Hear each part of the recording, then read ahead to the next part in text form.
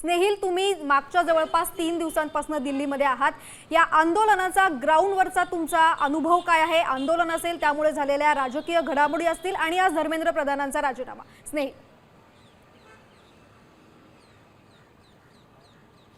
अगदी सायली, एक अत्यंत महत्त्वाचं म्हणजे हे आंदोलन ज्यावेळेस सुरू झालं होतं त्यावेळेस फारशी कोणी दखल घेतली नाही.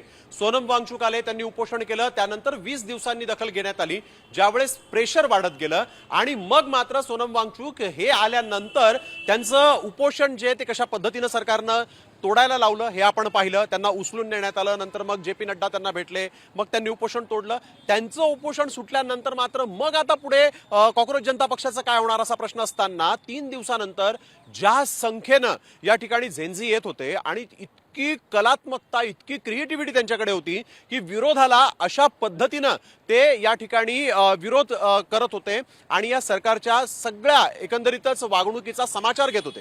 ही भूमी महात्मा गांधींची आहे. मी दिल्लीत आहे आणि राजघाटावर आपल्याला माहिती आहे की महात्मा गांधींचा हा भारत आहे आणि या मुलांनी म्हणजे जेव्हा यांच्यावर लाठीचार्ज झाला त्यानंतर ही मुलं त्या पोलिसांना पाण्याच्या बॉटल देत होते, त्यांना जेवण नेऊन देत होते, त्यांना ORS देत होते, हे देखील राष्ट्रानं पाहिलं.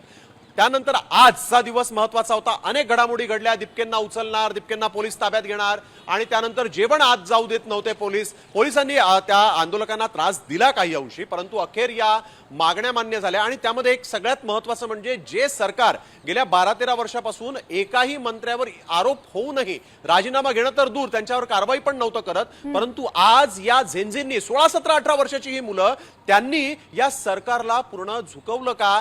तर याचं उत्तर हो असं म्हणावं लागेल. आणि सरकारला ज्या मागण्या त्यांनी सांगितल्या होत्या त्या पूर्ण विनाअट मान्य कराव्या लागल्या. वेळ लागला, परंतु सरकारला या मागण्या मान्य कराव्या लागल्या. विरोधी पक्षांना देखील इथे एक अत्यंत महत्वाचं म्हणजे विरोधी पक्षाला जे सरकार जुमानत नव्हतं त्या विरोधी पक्षानं या आंदोलनाचा फायदा घेत आपल्याला माहिती आंदोलन केली आणि या संपूर्ण आंदोलनाच्या माध्यमातून देशभर रान उठवण्याचा प्रयत्न केला. इथे राहुल गांधी असतील, तर आपल्या मुंबईमध्ये ठाकरे बंधू असतील, देशभरामध्ये ममता बॅनर्जी असतील, या सगळ्यांनी. परंतु त्यानंतर आज अखेर या मागण्या मान्य झाल्या आणि हे सगळे मुलं खुश आहेत. आपापल्या घरी जायला निघालेले आहेत. मेट्रोचे स्थानक उघडले गेलेले आहेत आणि ते आपापल्या घरी जात आहेत. सायली. स्नेहिल, धन्यवाद तुम्ही दिलेल्या या सविस्तर माहितीसाठी.